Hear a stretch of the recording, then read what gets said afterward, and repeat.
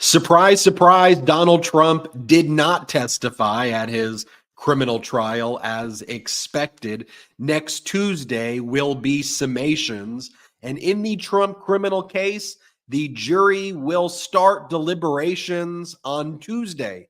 That means as early as next Tuesday, we could get a verdict in the Trump criminal case.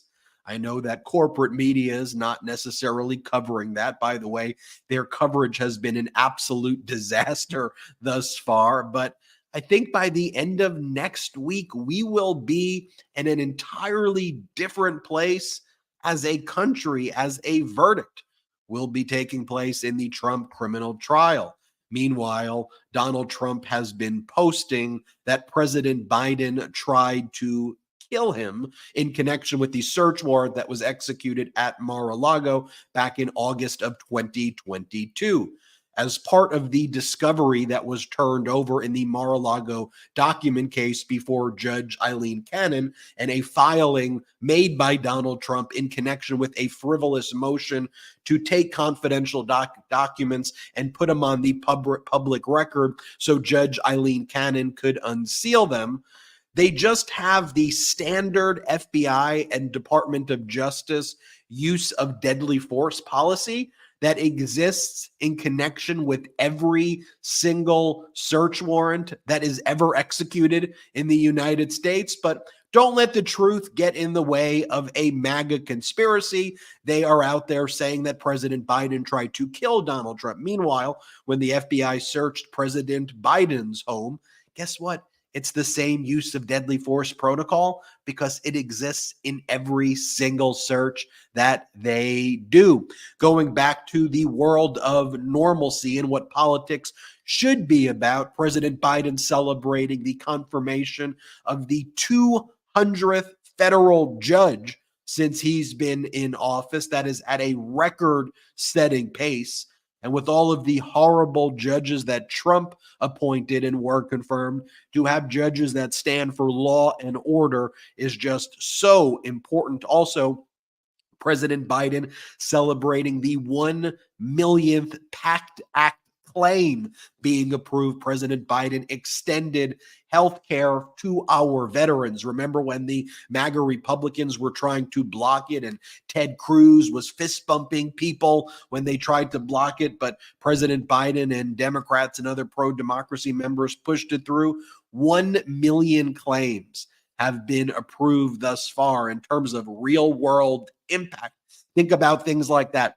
Think about the fact that there are 40,000 plus infrastructure projects that are taking place across the country thanks to President Biden's infrastructure deal and thanks to the Inflation Reduction Act, like actually getting things done. Whereas in the Congress today, you have MAGA Republicans enforcing rules that you are not allowed to say mean things about Donald Trump. Democratic Congress member Jim McGovern simply stated facts that Donald Trump was on a criminal trial for making payments, hush money payments, to which other MAGA Republicans jumped in, take down his words, remove his words. We can't criticize Donald Trump. And they struck his words from the record. They removed it, enforcing a rule that you can't be mean to Donald Trump. And of course, this follows the MAGA Republicans, or as they're now known, the Red Tie Brigade, that get their outfits from Dictators Are Us, who Donald Trump dresses up in long red ties or ties that have Donald Trump's faces on them. They go to the trial and they attack the judge's daughter. And they also release penis balloons. I'm not joking. The MAGA Republicans thought it would be a good idea, and this is who they are, to release balloons that have the judge's face and the prosecutor's face on these phallic balloons, and they would have them hit the courthouse. That's what it means to be a Republican or a MAGA Republican in 2024. Oh, what? Also, Justice Alito, it's been uncovered by the New York Times, had another right-wing extremist flag, a quote, appeal to heaven flag at his New Jersey beach house. He was previously found to have had an inverted American flag at his DC residence, which was another insurrectionist symbol. He then blamed that on his wife. Now he's been discovered to have this appeal to heaven flag, another right-wing extremist symbol that was there during the insurrection. Folks, this is who they are. Believe them. I'm Ben Meiselas from the Midas Touch podcast, joined by my brothers Brett and Jordy. We have a lot to discuss, including what went down on that last day of Trump's criminal trial. Our last show was Monday before Robert Costello, that final Trump witness. Let's just say it didn't do well. It just kept getting worse and worse. As I was going, I was just like, why on earth would they put this guy on the stand and Robert Costello? And, I think we know the reason. The reporting is that Donald Trump urged his attorneys to do so. And, it's why you should never listen to your client in those situations, because what a wreck. Every time you do these intros, it's such whiplash all the time. It's like, and Donald Trump played QAnon music, and President Biden was talking about getting health care for veterans. And Donald Trump, it's every kind Donald of Trump released penis balloons through his supporters at the courthouse, while President Biden got the 1 millionth PACT Act healthcare claim approved for our veterans. And then it's like, oh, the polls are very tight. People just can't decide between these two. like, come on, people. Let's what are we doing here? Anyway, Ben, first week as a married man, how you feeling? How's it going? Oh, it's going great. It's actually been an incredible week. We took a small little mini moon to Palm Springs, where I ran into a lot of Midas Mighty there. That is awesome. Sochi and I are planning a bigger trip sometime in the summer. Obviously, I expect that there's going to be a verdict next week, and I have to be here for the verdict. Very understandable. Or, like me, you could go away when key moments happen in society, when key moments happen in the things that we cover. Jordy, what's new on your end, man? I'm doing great. I'm excited to get into the show today. Yeah, and to Brett, your point exactly. Every time Ben does these intros, I mean, it honestly sounds like we're playing some sort of like MAGA Mad Libs at times, because it's just so insane. And like, if you asked us 5-7 years ago, like, okay, is this made up? Like, are these just like random words that we're throwing, about Trump penis balloons? No, unfortunately not. Like, this is just the world that we live in now. And so I'm excited to get into the show. We'll get into all of this stuff. But Ben, I like that ring on your finger, man. That's looking pretty sharp. Let's go, big bro. Look at that. Legit. Let's go. Just like one of the things too to point out, like from the balloons to Donald Trump posted this big banner of Trump's mugshot at Yankee Stadium, and then had all these right-wing people then posted, look, he's got massive support at Yankee Stadium. Look at all the Yankee fans right there. And as you actually look deeper into what this is, my first initial reaction to all of this is, because it's a stunt. You know that Donald Trump isn't drawing the crowd sizes that he wants, so he's got to lie about him. So they put up the Trump banner, and I'm thinking, Yankee fans holding up this sign. So then if you zoom in, though, first off, it's happening during the Pledge of Allegiance itself. So that's when they think, during the playing of the national anthem, rather. So while the national anthem is being played, that's when they put the Trump never surrender photo, which is quite literally of him surrendering for his mugshot in Fulton County. And then if you actually look at it, it's actually one person who's holding up the sign. The other one is actually tied to a chair. So it's not Yankee fans. It is one individual who is holding it up. Then Clay Travis, the kind of right-wing propagandist who masquerades as a sports reporter, goes, fans at Yankee Stadium just unveiled the huge Trump mugshot banner with the never surrender on it. Then you just take a deeper look here about what's really going on. And it's someone named Dion Sinney. He's this person who runs magaswag.com. He pays people $5,000 to show up at different locations with these banners that he sells. and he posts another successful Operation Flag Drop Trump mugshot at Yankee Stadium in the Bronx. Great job, America First warehouse. Laura Loomer, the right-wing extremist who's close to Donald Trump's like, great job, Dion Cini. My friends Dion Cini and American First just dropped a never surrender Trump mugshot flag at Yankee Stadium in New York the night before Trump's rally in the Bronx. And so you just look at this always. These are always ops meant to project strength. And as I've said before, Trump's campaign is running on one thing: the strong man v. weak man paradigm. And to try to show strong man, what Trump just relies on is polls, and Trump tries to rely on big crowd sizes. So ignore any polls that show President Biden up. Talk about big crowd sizes, because when Trump actually has to talk, you see how weak he is. He can't even put together coherent thoughts and sentences.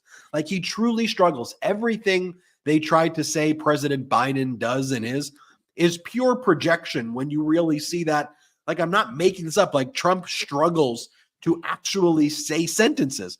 Trump struggles to stay awake at his own criminal trial, like falling asleep during the trial itself. We'll go through. He was just deep in prayer, Ben. Just deep in prayer, you know. And I can tell you so we're New Yorkers. We grew up on Long Island. You know, I've been to that stadium before, Yankee Stadium. The fans there don't like that. Like when that happens, y'all just get booed relentlessly. So the fact that these MAGA Republicans think that this is some sort of win, I also find it very telling that they keep dropping and showing the same photos and different photos and not videos of this moment, because I could tell you firsthand, I know the Yankee crowd, and I know that they just want to watch football. And when you bring politics into that sort of arena, they're going to reject it.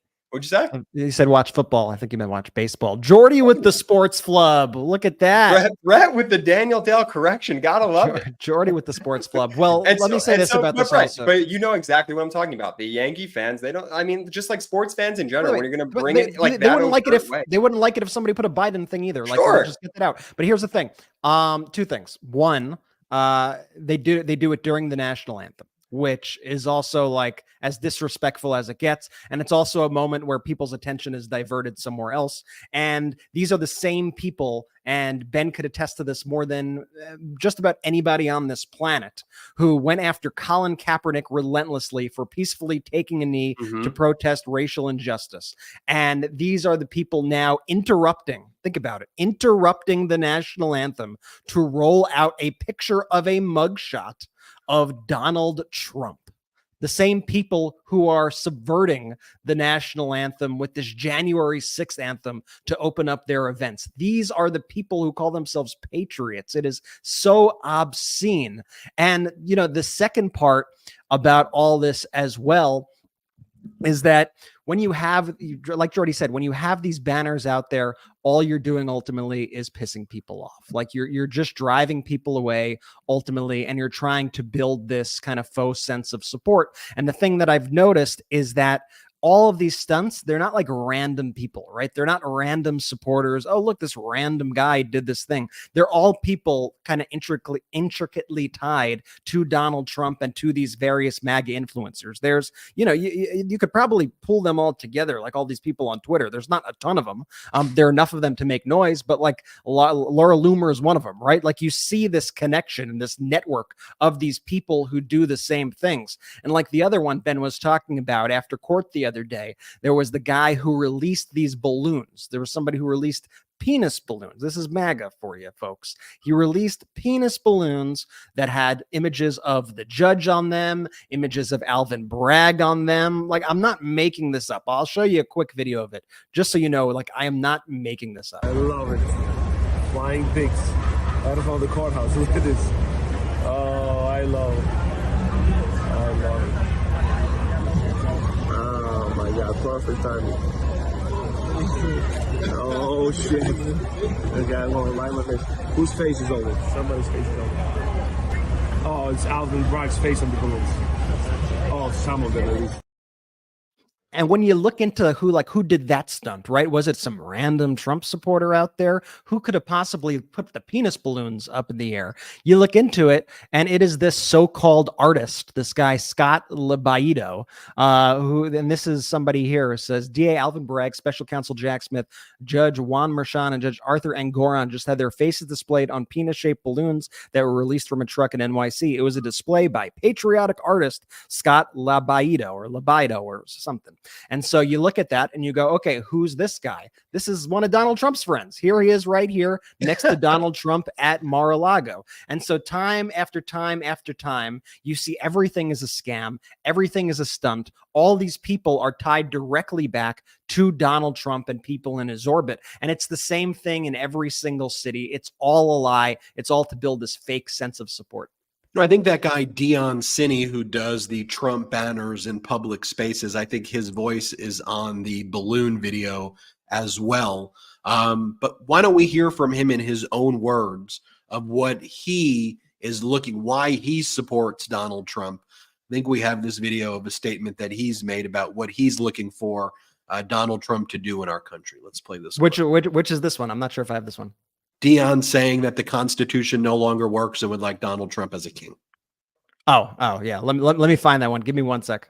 While Brett pulls that up, I just find it what a coincidence that Dion Cini was in the vicinity to film the penis balloons as they went up. Like, all of this is so orchestrated and planned, and it's just so pathetic. Like that, if you're listening, I really need you to go to youtube.com/MidasTouch, the Midas Touch YouTube channel, and watch the poorly executed plan of the releasing of the penis balloons, because there was no or very little thought put into what would happen once they just went up. They just went up to the sky. Here's Dion talking about why he likes Trump. The Constitution no longer applies to Americans when it comes to the First Amendment, Second Amendment, Third.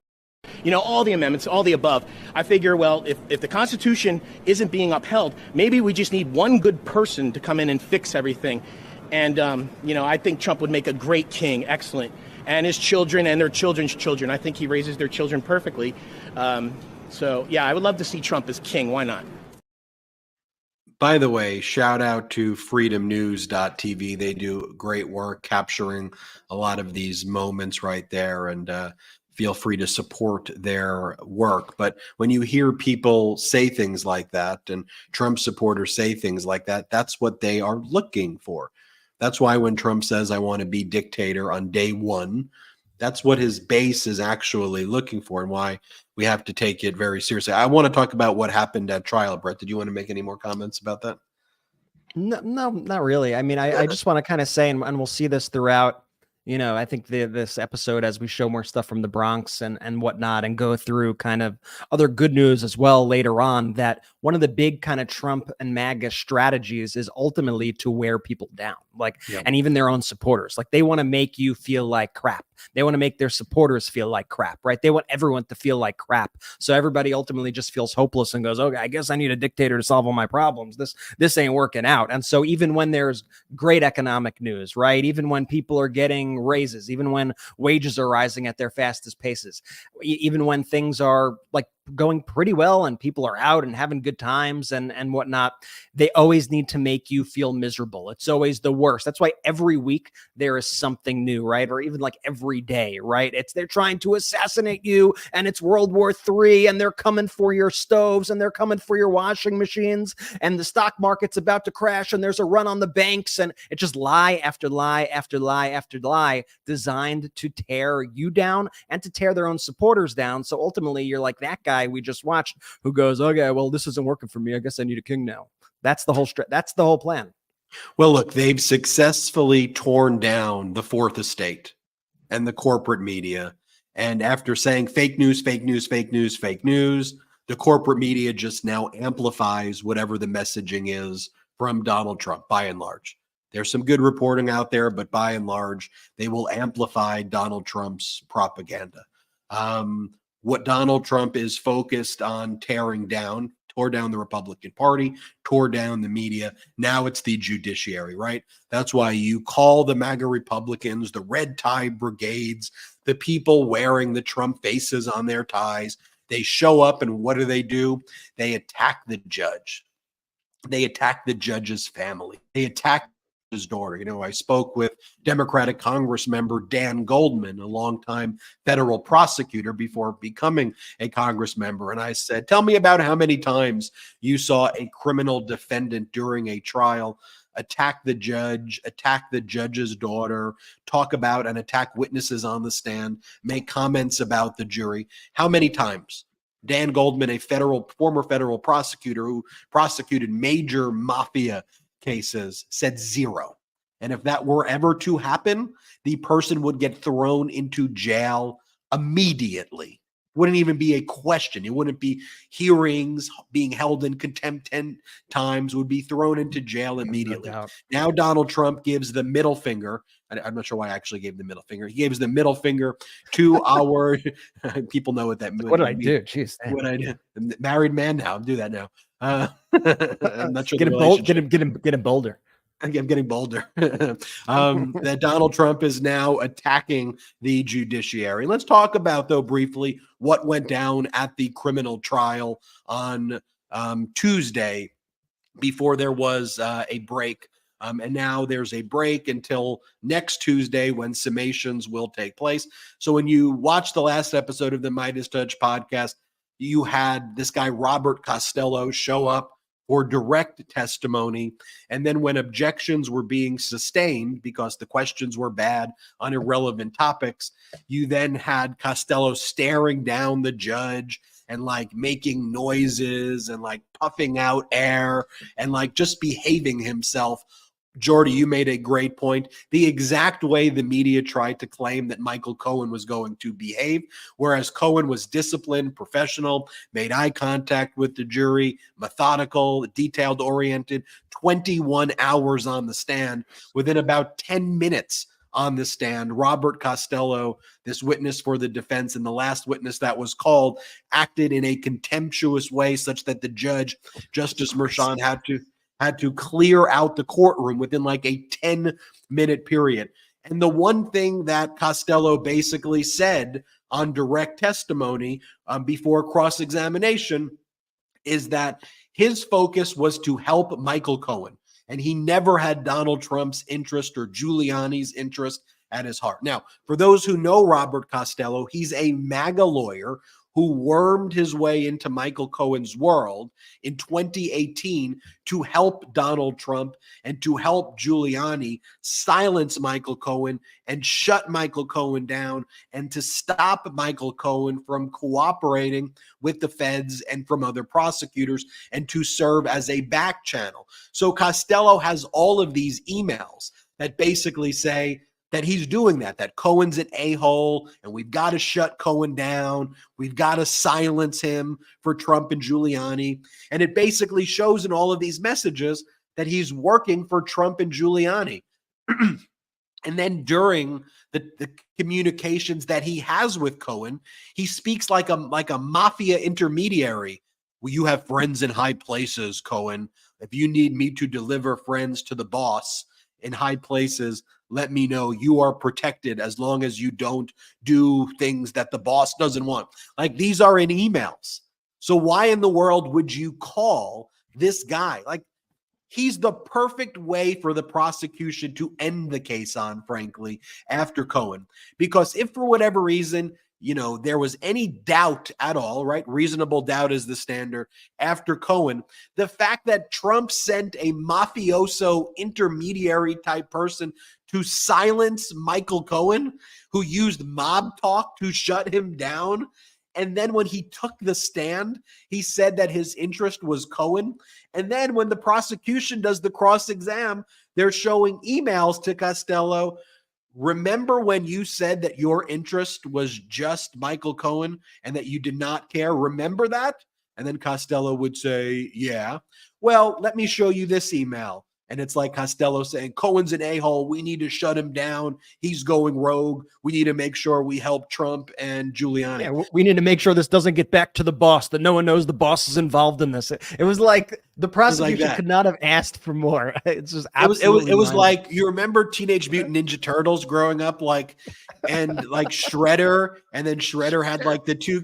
And remember, Shredder had the two characters that looked like, I don't know what they looked like. They were almost looked like boars. Do you know the characters I'm talking about?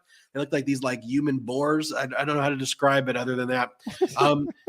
Why am I mentioning that? Because they would be like, "Hey, Shredder, could we do this? Ha ha ha ha! We got to silence him." The emails were comically written almost for children, and that's how this Robert Costello talked. And then Costello would have to say things like, "Well, I guess the email speaks for itself." And Costello was previously saying during some of the cross-examination when he was being snarky with Susan Hoffinger, with the prosecutor, "I guess it speaks for itself." So then she turned it back on him and she was like, "Guess it speaks for itself, huh? Guess they speak for themselves, huh?" And he was like, I guess so. And I heard the jury was for the first time, laughing and cracking up in this guy's face. So that's actually what a cross-exam is supposed to look like. And then they ended on that witness. So what do I think's going to happen? Look, I think by next Friday, we're going to have a verdict. If we don't have a verdict by next Friday, I think the jury's probably hung if we don't hear by next Friday. There is, in my mind, almost 0% chance of an acquittal. I don't think the jury acquits. You never say never, but I would say under a 5% chance of acquittal. I don't think acquittal is going to happen. So I think Trump's either going to be found guilty, or there's that one rogue person who leads this to being a hung jury. I think Trump's going to be found guilty. The evidence is overwhelming. The evidence is overwhelming. I want to talk about the evidence just in a little bit more detail, but there's beyond a reasonable doubt. There's beyond, to me, any shred or scintilla of doubt, even a higher standard. It's overwhelming. But you never know what a jury's going to do. You never know if there's a rogue juror or two that are going to result in a hung jury. I don't think so, but I think that's what I'm looking to see next week. I want to talk about the evidence briefly. I want to talk about what Alina Habba is saying. I want to talk about what Trump is saying, why he didn't testify. It was barely even a coherent sentence. We'll talk about that and more, but let's take our first quick break of the show. Did you know that traditional bed sheets can harbor more bacteria than a toilet seat? It could lead to acne, allergies, and stuffy noses, and it's just gross. Miracle Made offers a whole line of self-cleaning antibacterial bedding, such as sheets, pillowcases, and comforters that prevent up to 99.7% of bacteria growth and require up to 3 times less laundry. Using silver-infused fabrics inspired by NASA, Miracle Made sheets are thermoregulating and designed to keep you at the perfect temperature all night long. So you get better sleep every night. These sheets are infused with silver that prevent up to 99.7% of bacterial growth, leaving them to stay cleaner and fresh 3 times longer than other sheets. No more gross odors. Miracle Made sheets are luxuriously comfortable without the high price tag of other luxury brands and feel as nice, if not nicer, than sheets used by some 5-star hotels. So stop sleeping on bacteria. Bacteria could clog your pores, causing breakouts and acne. Sleep clean with Miracle. Go to trymiracle.com/Midas to try Miracle Made sheets today. And whether you're buying them for yourself or as a gift for a loved one, if you order today, you can save over 40%. And if you use our promo code Midas at checkout, you'll get 3 free towels and save an extra 20%. Miracle is so confident in their product, it's backed with a 30-day money-back guarantee. So if you aren't 100% satisfied, you'll get a full refund. Upgrade your sleep with Miracle Made. Go to trymiracle.com/Midas and use the code Midas, that's MEIDAS, to claim your free 3-piece towel set and save over 40% off. Again, that's trymiracle.com/Midas to treat yourself. Thank you, Miracle Made, for sponsoring this episode. Full stop. It is so important to have a good memory. Losing your keys, forgetting something at work, it sucks. Our sponsor, Neurohacker, combines 28 of the most research-backed nootropic ingredients on Earth into the ultimate brain fuel formula, Qualia Mind. And it's been changing people's lives for years now. The formula is non-GMO, vegan, gluten-free, and the ingredients are meant to complement one another, factoring in each ingredient's effect on supporting mental clarity.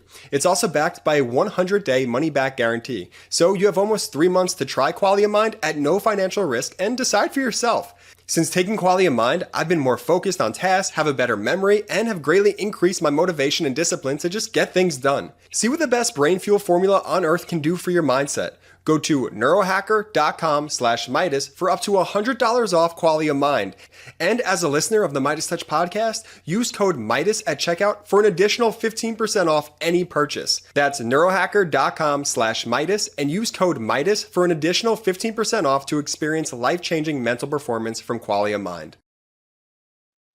Let's go. Shout out to the pro-democracy sponsors, y'all. Really appreciate the pro-democracy sponsors in the space, man. It's honestly really nice. I work really closely with all of them. I vet all of them to make sure that they're right for the audience. So definitely check them out. They're wonderful products. Links in the description of audio and the YouTube. Use the discount code. They're wonderful stuff there. I want to talk about the evidence in this Trump criminal trial and the overwhelming evidence that's here, right? Like, let's not forget that Donald Trump did make the payments to Michael Cohen, that when you add up all the $35,000 checks, it's the $130,000 payment grossed up to Michael Cohen, plus that Red Finch payment that was to be made to Michael Cohen, and then it was falsified as a legal expense when it was a reimbursement. You can't falsify reimbursements as legal expenses. That is just very clearly unlawful. And during the opening statement, what did Donald Trump's lawyers say? Donald Trump's lawyers said that these payments were legitimate legal expenses for legitimate services rendered by Michael Cohen. Now, I didn't hear a scintilla of evidence. They maybe went there towards the end of the cross-examination of Cohen, but there was nothing on what those other services would be. There was nothing introduced that this money was for anything other than a reimbursement to Michael Cohen for the payments that he made on Donald Trump's behalf. Can I talk to you for a second about this? Just because this was the thing that was most baffling to me. Because like what you're talking about right now is like the heart of the case, like the actual, the facts, the documents, the payments. And I feel like looking at Blanche, looking at Donald Trump's entire legal team, I feel like they like didn't even touch on the facts of the case, like throughout their entire art. Like it seemed like they were just trying to attack the credibility of the witnesses rather than even attacking the facts, which was just so weird to me that you wouldn't bring that up and try to rebut that Trump was part. Like, did you get the same kind of vibe when you were listening to this? Like, here's how I would have done the cross-examination, and it's too late for them to do it now, so I'm not giving them any advice. And if they were to take my advice and what I'm doing now, they would look absolutely ridiculous. It's too late for this. I would have started, if I was trying to cast doubt on my cross-examination, I would have went through all of the legal services Cohen performed, right? Throughout all of the years. And I would have went through each and every one of them, showed that there's some regular pattern of payment that's made to Michael Cohen. And sometimes maybe payments aren't made on time and then they're made late. And so how do you really differentiate this payment for that payment? I would have been very surgical and I would have focused on that. Instead, what Trump's lawyers did was they played for the media.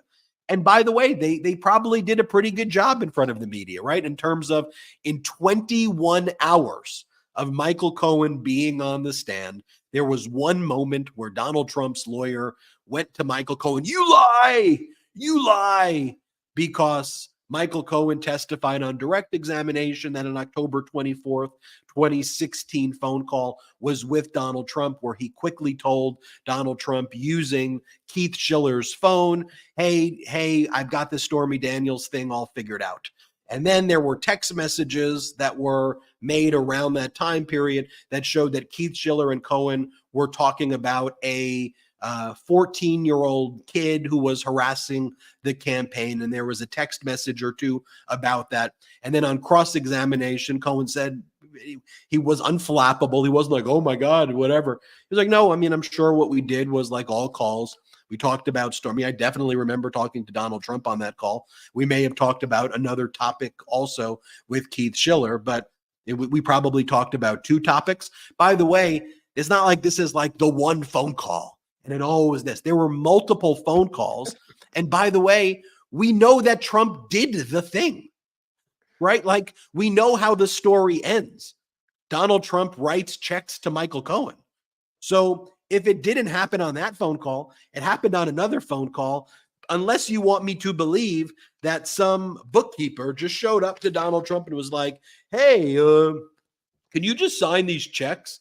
And Trump was like, okay. And or he's like, what are they for? Donald Trump, who famously loves paying random people money. What was this for? A porn star who I never had sex with? Okay, I'll write the check for that. We know Trump made the payments. So the only defense that exists is not all of this is made up. Trump made the payments. You have to argue, if you were going to argue anything, that it was a legitimate business expense, or that Trump was somehow misled by someone in his organization to not, to do it this way, and Trump thought he was doing it the right way. But their whole defense was that Stormy's a liar, Cohen's a liar, no one's telling the truth, it's all false, none of this really happened. And that's just such a ridiculous thing. Now, let me show you what Alina Habba is saying, though, because things are really confident in Trump's camp when Alina Habba goes to the right-wing media. And here she says that Justice Merchan, if he wants to have any credibility, here's what he needs to do. Here, play this clip. So it's time to wrap this case up, throw it out. If this judge wants any credibility back, that's what he should do. There should have been a directed verdict. There should have been a mistrial. Famous expert on credibility, Alina Habba, folks. All this judge needs to do at this stage, all that's left is to throw out the case. I mean, it's just so embarrassing. Again, this is how, though, I think Trump wears down and destroys our legal system, intentionally weaponizing idiots like Alina Habba. And you put Alina Habba out there to talk about law, and from like real lawyers, like, it's discouraging to see. It's like, all right, this person is being platformed, like this person's a moron. Like, I have the same job as this individual. It's like when you look at Congress, I always feel bad during those hearings, like last week when that hearing went off the rails, when MTG was saying those crazy things to Jasmine Crockett, and Crockett clapped back. And you saw Jamie Raskin just standing there, like, hands on his head, face palming while Marjorie Taylor Greene was speaking. And at so many times I have to imagine, like, constitutional scholar Jamie Raskin has to be like, I cannot believe I have the same job as Marjorie Taylor Greene. Like, it's not good for the brand. I'll tell you that. I mean, Ben, like, Habba's a lawyer. You're a lawyer. You guys are basically that's that. What do you say? What does that say about your profession, Dave? It's like Ben had to become a YouTuber. That's why I had to go to YouTube to preserve my credibility. That's what it's become down to. YouTuber more credible now than attorney. That's why people are like, Ben, you should run for Congress. You should run for the Senate. I'm like, do you think I'd ever want Marjorie Taylor Greene and Lauren Boebert as my so I could go, put it this way, I could go from working with Brett and Jordy, my brothers who I love, or Michael Popak, Karen Friedman Agnifilo, Dina Dahl, the rest of the Midas Touch crew. I could go from working for them and enjoying my life every day and working with great people, or I could have Marjorie Taylor Greene, Lauren Boebert, James Comer, Jim Jordan, Matt Gaetz as my colleagues. I think I'm gonna stick with what I'm doing right now. I'm gonna stick in my living room for now. Okay. Speaking of which, not speaking of which at all, because Donald Trump can't even speak. Donald Trump is asked a question right here from New York's WABC. And he's asked a question. This is a right-wing kind of propaganda radio show. And they ask him, they say, so you said you were going to testify. So why did you decide to ultimately not testify? I want you to listen to Donald Trump's response here. And I want you to try to make sense of this and see if you could even comprehend what words he's even saying. Here, play this clip. Mr. President, in the New York City trial, your defense rested its case without you taking the stand. You said you would absolutely testify. Why did you decide ultimately not to take the stand? Was that a hard decision for you? Yeah, because he made rulings that makes it very difficult to testify. Anything I did in the past, they can bring everything up. And you know what? I've had a great past, but anything. But the other thing is, and the main reason, and I don't even mind that. In fact, I like talking about it because we had rigged cases. New York is out of control, and they can solve it with a good appellate. You know, we won in the Engoron case. He doesn't know anything about what he's doing, and he's totally corrupt. That's a different case. We had that overturned. We had decisions overturned 5 times. I think it's a record. Okay, you did not win the Justice Engoron case. Let's be very clear. And it's also just a bunch of gibberish. If you actually, Brett, I love when we look at the actual transcripts of what he says, because it's actually just a bunch of gibberish words put together. Yeah, because he made rulings that makes it very difficult to testify. Anything I did in the past, they could bring everything up then. You know what? I've had a great past, but anything. But the other thing is, and the main reason, and I don't even mind that, in fact, I like talking about it, because we had a rigged case. We have rigged cases. New York is out of control, and they could solve it with a good appellate. Okay, there's not even, by the way, at his traveling fascist circus events that he calls rallies, this is what it's like. This is why Donald Trump is not going to debate, because he can't put words together. The Trump MAGA world lower the expectations to make it sound like this is how President Biden talks. And President Biden is fine. President Biden's not going to talk as quickly as he did 20 years ago or even 10, 15 years ago. But President Biden's going to hit the points. He'll talk about democracy. He'll talk about American values. He'll talk about supporting our allies. Donald Trump can't talk. And when he does talk, he usually will be echoing things that like Hitler says, or he'll be talking about taking away women's reproductive rights. You could almost ask Donald Trump any question at all, and he will answer it in the most ridiculous way imaginable. Like, you can ask Donald Trump, and no one's ever kind of gone down this route, but if you were to ask Donald Trump, I think a very basic question of like, do you believe that Name the Dictator has good qualities? Donald Trump would not just give you a straight answer. He would basically say, well, many people very powerfully say, and I mean, and everything then, and you know, the cases are rigged, and I mean everything. I mean, very powerfully. I mean, we need to talk about America. And, you know, I mean, he can't just even answer the question.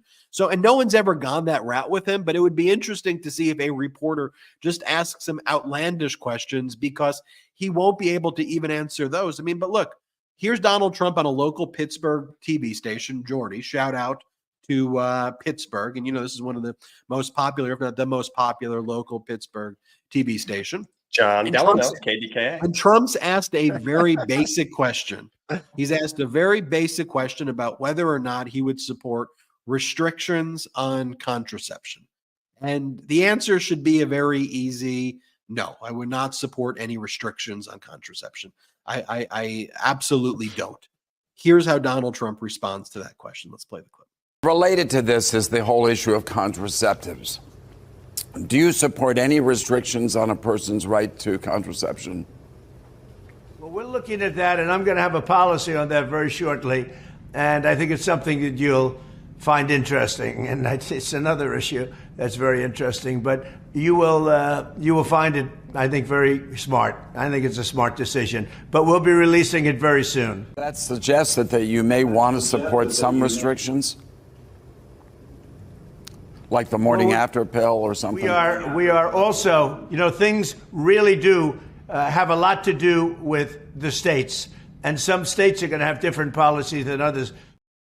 Can I tell you one thing, and I'm being 100% serious here? Mm-hmm. I don't think he knows what the word restrictions means. And I think it actually confuses him about whether you support a restriction or don't support a restriction in terms of what that actually means. By the way, I'm not trying to let him off. I think he wants to take away women's reproductive rights. I think he does want to control access to contraception. I think he does not know what the word restrictions means as well. And so all of that in his mind is racing, and he's not comprehending the question about, so do I support a restriction? If I support a restriction, does that mean I support it, or I support stopping it? Or what does that mean? And I don't think he's able to process the question. Let me be clear. I think he wants to restrict access to contraception. He's taken away women's reproductive rights, but he can only speak in sound bites. So for him, the policy of just saying states, states, states, you could then ask him, so do you think it's okay if a state implements a policy and go make it the most outrageous policy to have the death penalty for any woman who seeks he will say states' rights if you ask him, because he doesn't even listen to the question. He's just, no, states. I support what the states say. Again, this is why he's not going to debate. Meanwhile, in Louisiana, the legislature right there voted to make abortion pills a controlled dangerous substance under a first of its kind measure. That's what when Trump's saying states, that's what they're doing. States monitoring pregnancies, states making the abortion pill controlled substances with hefty fines and jail time if you're caught with abortion pills unless prescribed. I mean, this is some serious stuff. And by the way, it's like near impossible to even get it prescribed because they banned abortion in Louisiana. So like doctors aren't even allowed to prescribe it except in like the rarest of circumstances as provided by that bill. So it's effectively completely banned, criminalized. And if you're caught with one of these pills like mifepristone, you could go to jail. You will go to jail. You will go to jail, and not like you could go to jail for like many years. Many years. Like they are going to be locking up doctors. They're going to be locking up women. And in addition to that, the bill also creates a registry on which every single person who is prescribed this medication, so the very few people who are prescribed the abortion medication, they are listed in a state registry. So they are monitoring pregnancies in the state via this bill. This is not small government by any measure. And so anytime Donald Trump goes out there and he goes, everyone loves what I did with Roe. Everyone loves it. It's great. It's all working out swell. It's all going great. Everybody loves it. This is the results of leaving it to the states. And like we always say, if you really want to bring it back to as locally as possible with an issue like this, bring it back to the individual. This is an individual's rights, an individual's freedom. Like I wouldn't even want like, you know, you could say, you know, but the states have a better sense of what the people want. Walk outside your door. If you had a pregnancy and you needed to get an abortion for whatever reason, would you want it to be decided by a show of hands from your neighbors on your block? Like this is just an extension of that. And so why the hell should anybody else be involved in your decision-making process when it comes to something so personal? And that is exactly what Donald Trump wants to do. And that is what Donald Trump admits that he does every time he gets on stage when he brags about ending Roe and pretends like everybody is just great about it. It is leading to women being locked up. It is leading to doctors being locked up and put on registries. This is a direct result of that and all these Republican policies. Donald Trump is speaking in the Bronx today. Normally we focus on, you know, those events and what he's saying, but I want to focus on what the Republican Party has become and the type of people who are there. We talked about this a little bit earlier with, you know, the balloons and the banners, the annoying banners at Yankee Stadium, this kind of cult behavior. You know, we previously talked about how, and Snopes confirmed this, that the Trump supporters are wearing diapers at the events right now to show solidarity with Donald Trump.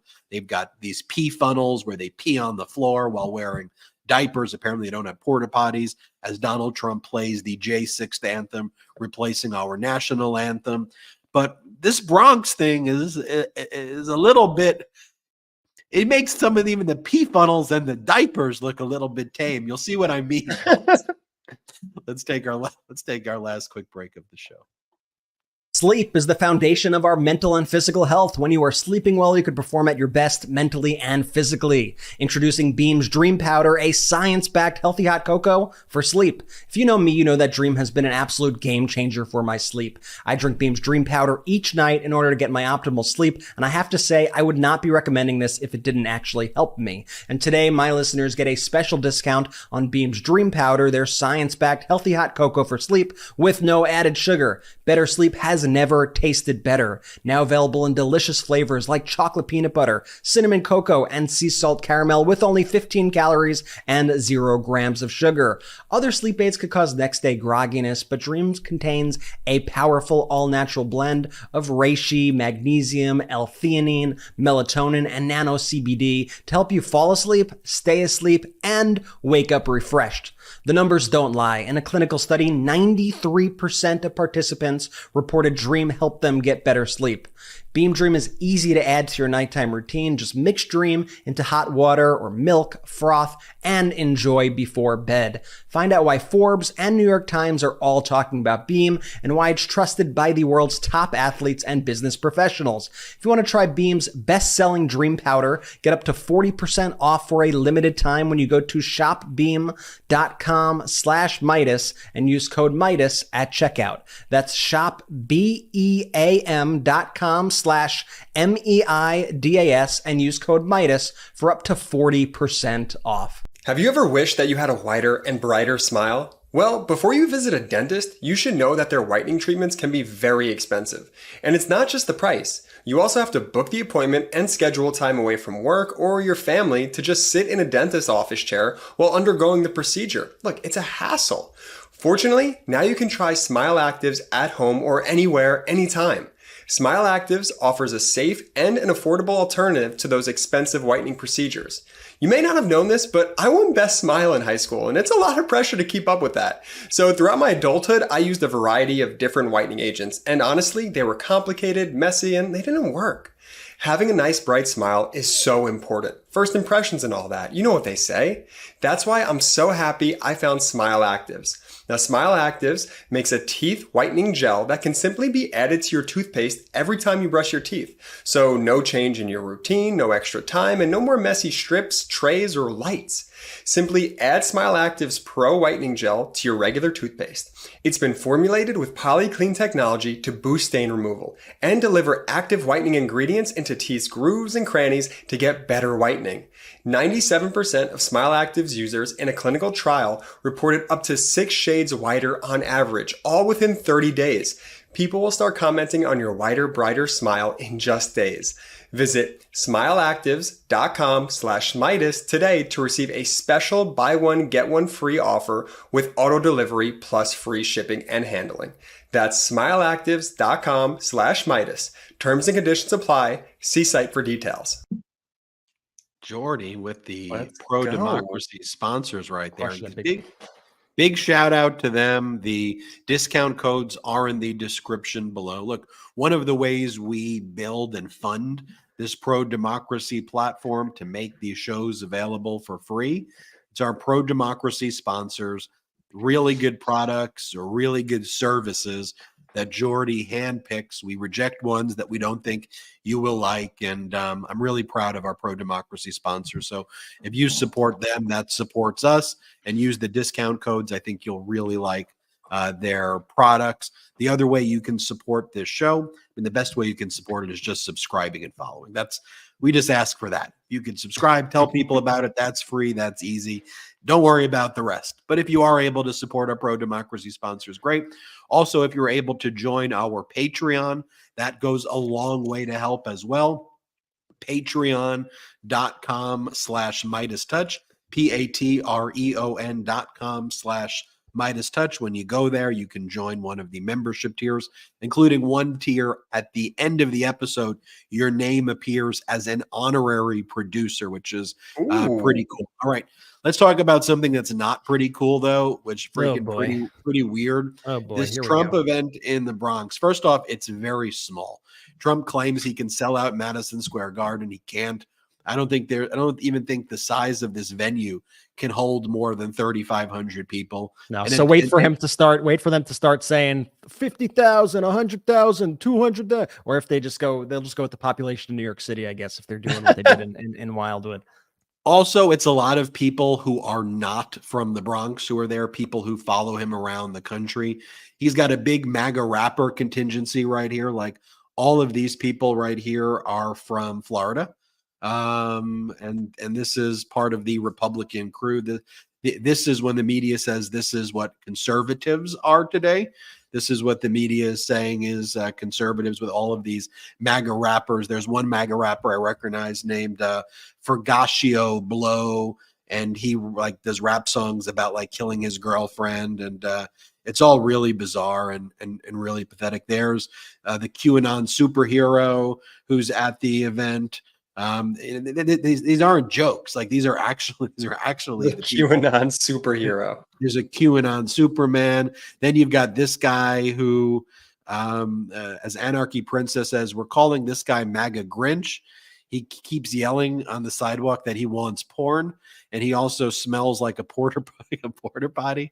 That's a great description by her right there. I guess I should show you that that's really what he's. I'm not debating. Do I show these videos? Just do it. You gotta show it. Do a small portion of MAGA Grinch, who's one of the people who are there, and he's chanting, "We want." There in the street. We don't need to play the full clip, Brett. People will get, I think, it after a little bit. So play all 6 minutes is what I heard. No, just play. All right, all 6. Just kidding. Here we go. You got any porno? You got any porno milk?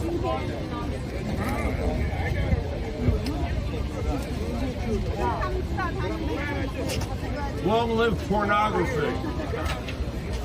Long live pornography.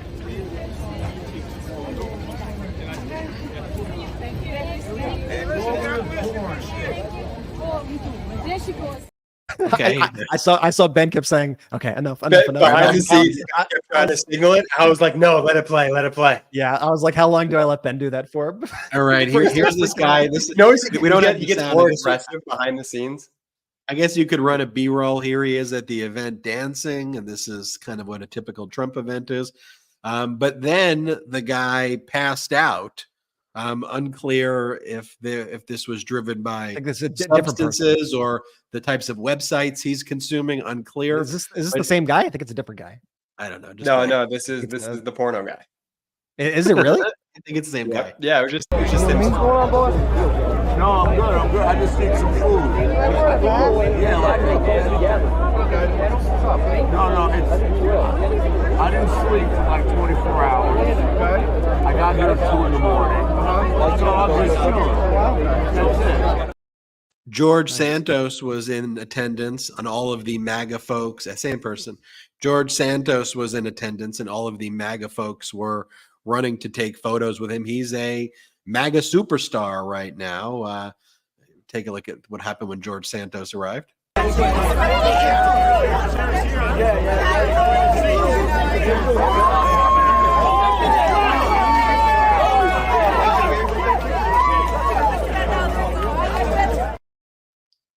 And but look, what are they cheering for, Ben? Like for George Santos, can you explain it to me like I'm 5? Like he literally stole from them, he lied to them, he spit in their faces, basically. It's like Jordy, it's like the worst Disneyland ever. Like, people go to Disneyland and like you get like, it was like very exciting. Yeah, very exciting as a kid. If like you get the were little listening on audio, there were pictures with there were people taking photos with Santos, like calling him over, cheering for him, applauding him like he's some sort of hero.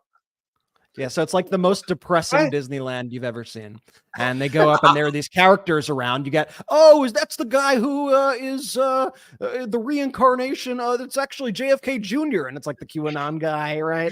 And it's like, that's George Santos. Look, look, Marjorie Taylor Greene is there. And it's like just a cast of the weirdest characters you've ever seen. Oh, look, QAnon shaman showed up. Oh, the shaman, he brought his horns. He's in costume. He's in costume. It's what it is, though, right?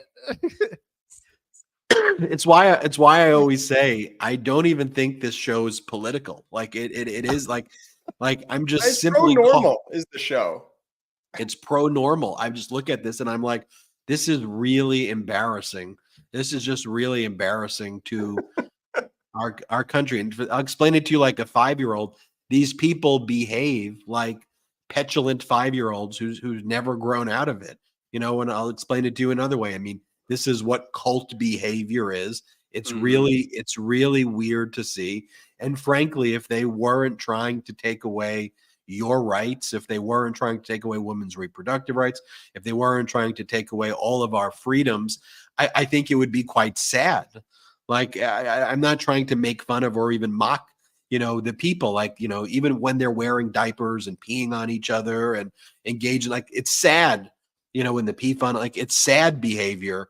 And it's sad that they're behaving this way, but I have to balance the inherent empathy I'd want to have for a fellow human being with the fact that these human beings are trying to hurt you, and they're trying to hurt us, and they're trying to not to mention, it's one thing if it's like, you know, somebody doing something like that due to like a medical reason or medical condition, but doing something to like please your cult leader, it's like a whole other thing. It's a whole other level.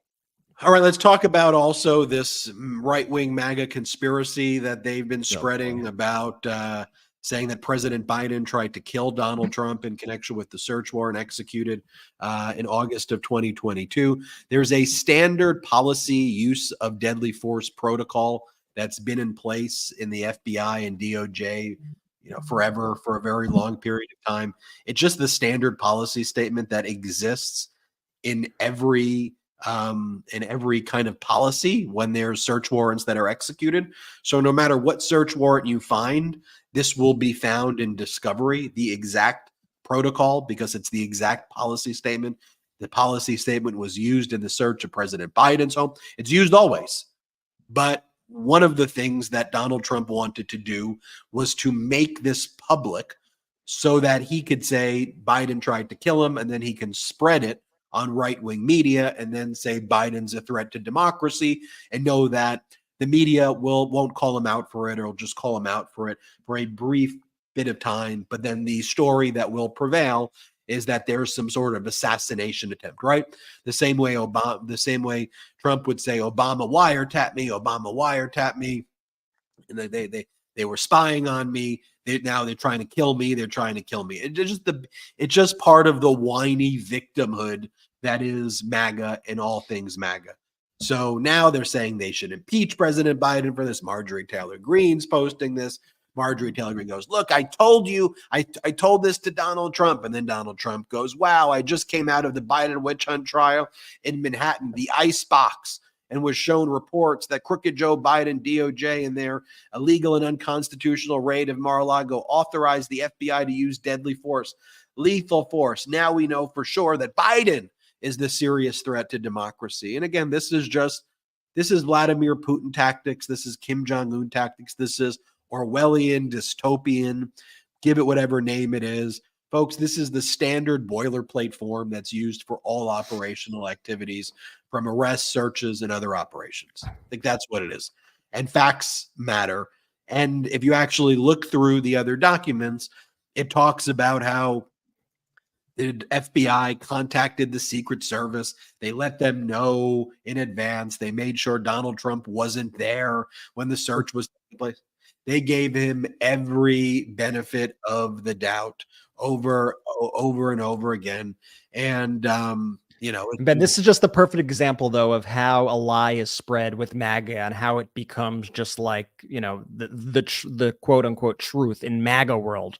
You have the initial lie that is created and amplified. And it's always, if you notice, like the lies are always based on very mundane, very ordinary things, like standard procedure. Like these people could make wearing a seatbelt seem like the most egregious crime on the planet and start causing all this like various outrage. And then what they do is they have people, like there's this woman on Twitter whose name is, I think her name is Julie Kelly, and she works for one of these like right-wing rags online, and she'll like tweet it out with sirens and go, oh my God, this is an outrage. I can't believe this. And she like is not a lawyer, knows nothing about the law whatsoever. She is just a firebrand who's out there to spread disinformation. Then you have that get picked up by people like the House Judiciary Committee, like Republicans in Congress. And then they start spreading that with sirens, and they start saying the line over and over and over. Just a complete lie. They wanted to assassinate Donald Trump. They wanted to assassinate Donald Trump over and over and over, spreading the lie, spreading the lie, spreading the lie. Then it gets picked up by people like the New York Post. Then it gets picked up by people like Fox. Then, of course, it has to get debunked at some point. People start debunking it and showing that it's just standard operating procedure, but they don't care. They never care. They keep spreading the lie. It gets debunked further by showing, look, it's actually, here's the Biden form, here's the Trump form. It says the same thing on both forms. Gets debunked by Fox's own White House correspondent, Jackie Heinrich. This is Jackie Heinrich. She's the Fox White House correspondent who confirms here that it was the same exact statement that was put into the search at President Biden's residences in Delaware, fact-checking basically her own network. But even hours after she put this statement out, what did Fox do? Fox continues to spread the stories. Fox goes and they start posting things like this. Conservatives blast Biden admin authorizing deadly use of force for Trump Mar-a-Lago raid. This is already after they were debunked by their own person. And Jackie Heinrich, if you remember, she was one of the people who was pushing back on Fox's lies about Dominion and Smartmatic back, around 2020, 2021. And she was the person who Hannity, in those emails that were leaked, Hannity wanted her fired for fact-checking him and fact-checking others in the network for spreading election lies. So she comes in with these fact checks. There's this whole network that's just purely designed to spread propaganda. And you either have people with power at the network like Hannity pushing to get her fired, or you have the network just ignoring her entirely and then living in this fantasy world. And then it just makes all the people on the right, enraged and makes them think the system's unfair. It feeds into all their preconceived notions, all their conspiracy theories. And then, it gets debunked and they don't care. They just move on. It's the next thing. It's the next lie over and over and over. I saw some people saying like, wow, like Adam Kinzinger, who I'm a big fan of, yesterday was like, this story shows, how impressive the right-wing messaging machine is, as that shit as it is. And I'm like, I get it. Like, yeah, they're all on the same message. Like, I acknowledge that, but there's a certain freedom in doing that if you're just willing to lie and not have any principles whatsoever. So it's like that to me, it's not like an impressive thing to me. It just shows you have no morals and no principles, but it shows you, the asymmetric warfare that we're basically up against when you have people who on like the Democratic side and the pro-democracy side who are at least concerned with trying to get it right. Not that, we get it right all the time, not that Democrats, pro-democracy people get it right all the time, but we're at least trying to get at the truth, right? And then you have folks on the other side who are just trying to trick people all the time and are doing it in such a vicious way, such vicious lies, such dangerous lies at the highest levels of power in our Congress, on TV. It's just a disgusting thing that we have to deal with. And it's a daily grind. And they want you to be worn down. They want you to be upset. They want every American to be miserable. Think about, too, the projection when they always talk about like the deep state that trying to control things in the scenes. And meanwhile, they quite literally have Donald Trump, who's not in power, ordering MAGA Republicans in the Congress how to behave, linked with a propaganda machine to quite literally undermine the proper functioning of our democracy. And notice what Fox even says there. They don't say what the fact is. They say conservatives are enraged about the news, right? Conservatives blast Biden administration for authorizing deadly use of force. Well, first off, they're not conservatives. Second, it's because you're giving false information. They're wrong. They've created the outrage, and now they're reporting on the outrage that they created. Exactly what they do. They're not reporting on what the fact is. They're reporting on the outrage that they created, and that's the way that they manipulate it, but also think that they're being clever in how they're framing the issue. Speaking about thinking that they're being clever or just thinking that they're just going to outright show that they're a fascist. I mean, the fact that you have someone like Justice Alito who apparently flies infinite fascist flags around, like every day there's a new flag story. First it's his DC residence with the inverted flag, one of the symbols of the insurrection. Then he blames it on his wife, says it's his wife's fault. Then we learn about his beach house in New Jersey. By the way, great to know that he's got like mansion beach houses. I mean, that's wonderful that our Supreme Court's living large and living the high life and on the beach like that. But then they've got this this flag that is like originating. It's called the Appeal to Heaven flag, which originated from this like right-wing extremist preacher who's been trying to give this flag to, you know, a lot of other kind of right-wing people to try to turn the United States of America into a theocracy. And that flag was one of the flags, in addition to the Confederate flag and other right-wing symbolism that was brought there on January 6th. Not surprisingly, though nothing should be surprising anymore, that's a flag that's flown outside of Maga Mike's office as well. And you know, look, the issue isn't do you have the right to fly flags. You know, under the First Amendment, you can fly flags, even flags that may have hateful connotation. You have a First Amendment right to do that. But when you are a Supreme Court justice and you are ruling on cases that come before you regarding the January 6th insurrection, and you are so bold that you are putting up symbolism of J6ers at your house and at your beach house, and symbolism calling for a theocracy while you're making rulings that are eliminating the separation of church and state, while you are making rulings supportive of J6ers, while you are making rulings that undermine the foundation of our democracy, while hoisting up flags showing sympathy. It's just a really horrific thing to see, and it's why elections matter. But Brett, I want you to talk briefly about the economy, if you can, because I want to go from the world of MAGA craziness to the world of, like, if this economy was under Donald Trump, every single day we would be told we are living in a golden age, that we are living in the greatest time to be alive as Americans. As Dean Baker says, just to repeat what we all know, if we had the same exact economic data and Donald Trump was in the White House, he would be boasting in all caps, greatest economy ever. Every Republican politician in the country would be constantly repeating it, and the media would be running pieces on how hard it would be to defeat Trump, given the strength of the economy. I'd go one step further.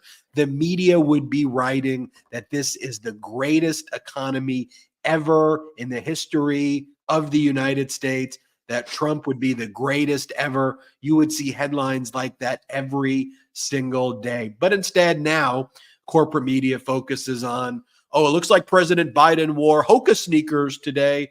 He must be struggling to walk. Those are the types of stories that you see each and every day. Give us some of the economic news, Brett. Yeah, it's so incredibly frustrating. I despise how accurate that tweet is. And it's so true. It's exactly what would be going on, and it's so incredibly frustrating. I wish we could almost like run a simulation to run those two scenarios and see that, but like we know for a fact that's true. And also, you know, I think it's important that we kind of bust this whole myth too of like the great Donald Trump economy that never existed. This is something that never ever existed.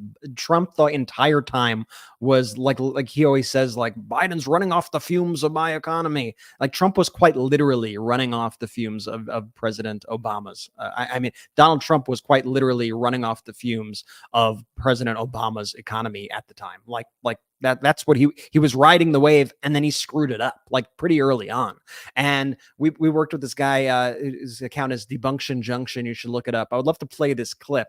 It's a couple minutes long, but it shows like in raw data, it takes away, because you know, you often get the pushback, like I think Katie Tur on MSNBC like a week or two ago with Nancy Pelosi was like, but what about COVID and jobs? Like, isn't that the reason why Donald Trump's jobs numbers were so bad? No.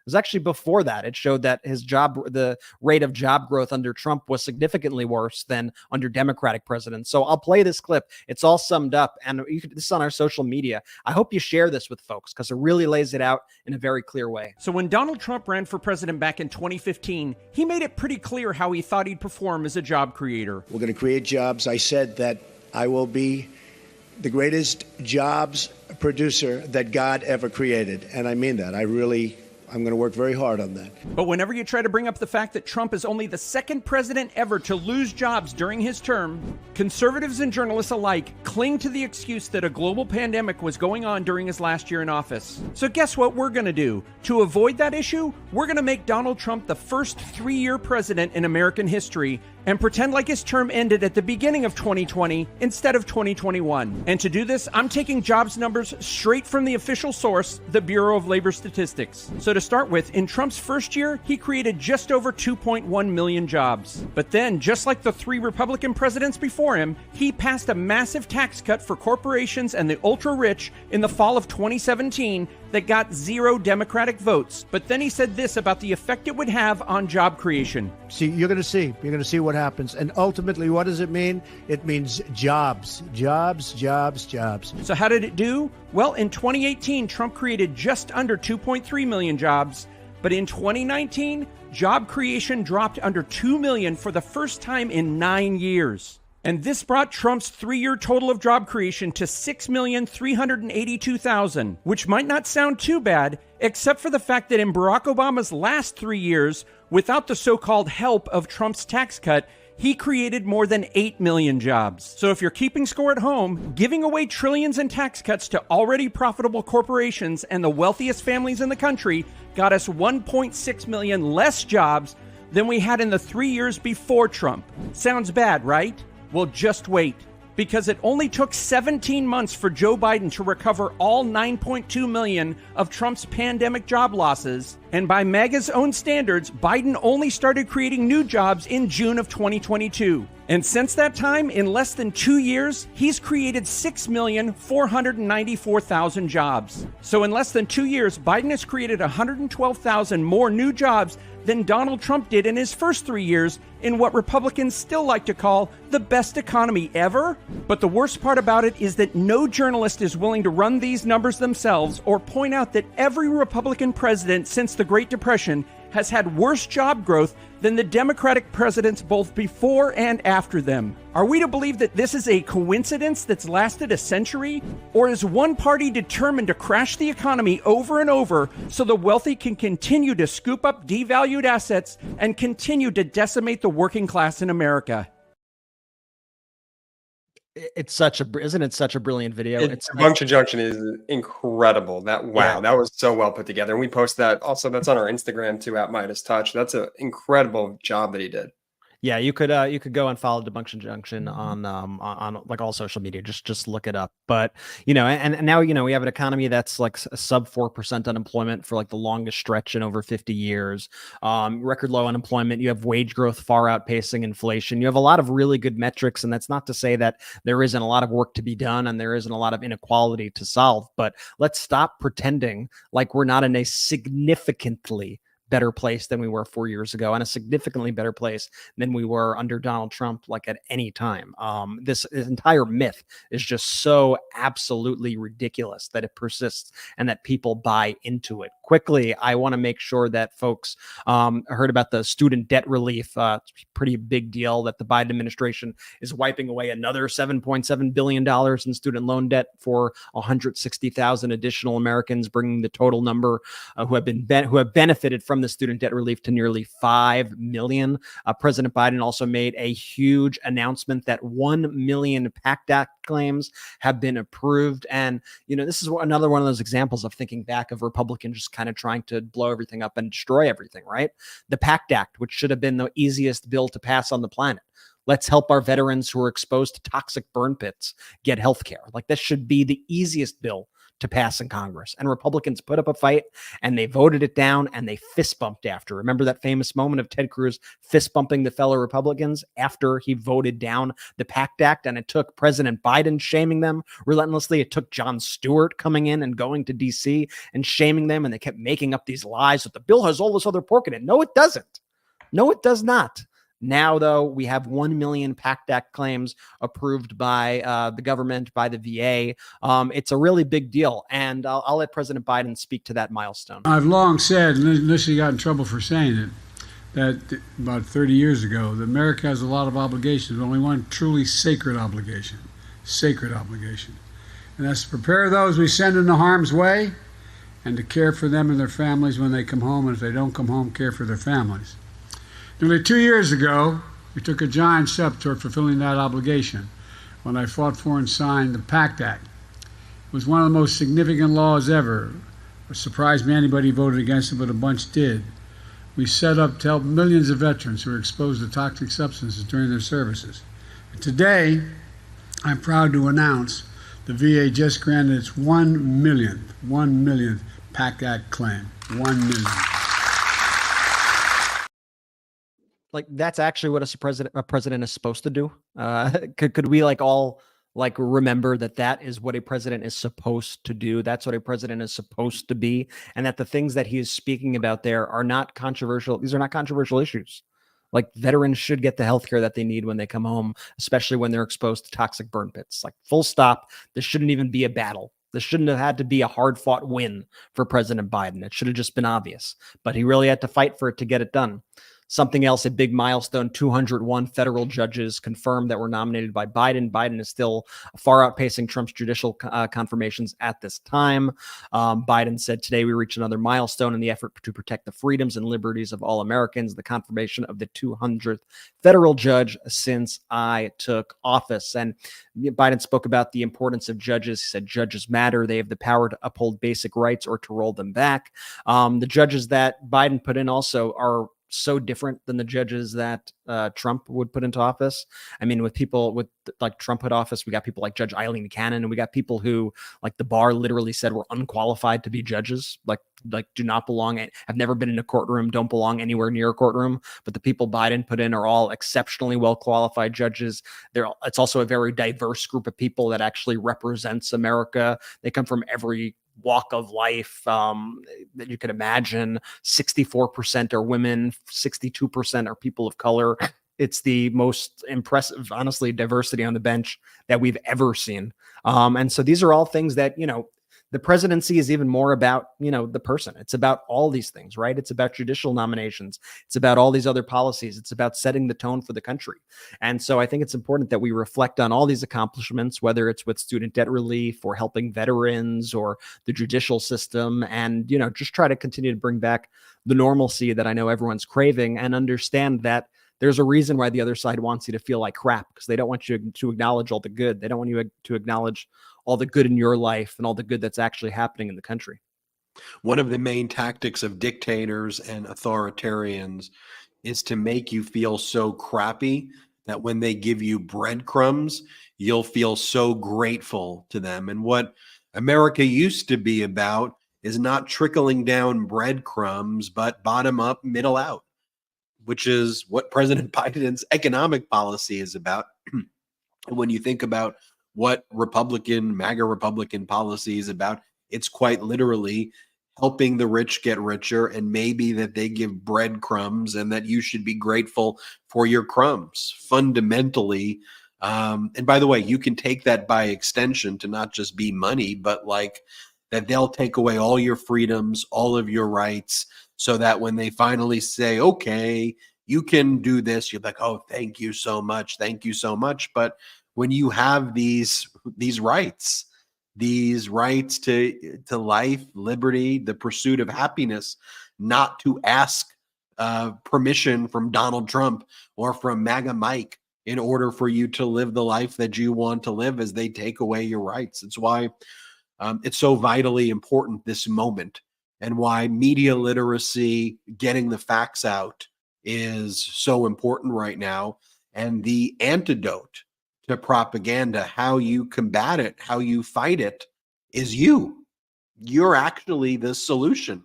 It's right here, because if our audience here, if the Midas Mighty, if you're sharing these videos, if you're letting people know the data, and you're out there and we're shoulder to shoulder in this, and these videos do hundreds of thousands of views, and in any given 48-hour period, millions of views.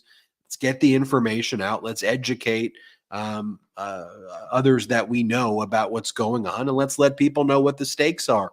then they'll start watching. Then they'll tell other people to watch. But that's how we build this together. It's the most important way that you could help is subscribing to our YouTube channel. Subscribe to our audio podcast. It's free to subscribe to our audio podcast, and it helps us on the audio podcast charts as well. So if you're subscribed here, check out the audio podcast charts as well. I mean, subscribe so we get on the audio podcast charts as well. And we are on there, but it helps a lot. Also, if you want to just remember our great sponsors, the discount codes are in the description below. Jordy spends a great deal of time picking them out. So support them if you can. If you can't, no worries. But they're really great sponsors with really great products and services. Also, if you can, go to patreon.com/MidasTouch, patreon.com/MidasTouch. Brett, now that I'm back from my mini moon, why don't we set our live for May, our exclusive Zoom meeting on patreon.com/MidasTouch for maybe mid next week. We'll find a time next week, but we'll definitely do it next week. So I'm excited to meet you all. Go to patreon.com/MidasTouch. And we're really, really grateful for all of your support. So thank you, thank you, thank you. We'll see you next time on the Midas Touch podcast. Jordy, take it away. Shout out to the Midas Mighty! The Midas Mighty standing strong against the fascists. We sing our song. We will get it right whenever. It's Ken Harbaugh with the Midas Touch Network. The film Against All Enemies, which I co-produced with Ben Meiselas and this network, has won awards around the world for its up-close portrayal of America's insurrectionist movement. It premieres in the U.S. on March 29th on Amazon and Apple TV. Go to againstalllenemiesfilm.com or click the link below. But don't just watch Against All Enemies. Tell your friends about it. It's one more way to hold accountable those who threaten our democracy. Thanks, Midas Mighty. Let's use our power well.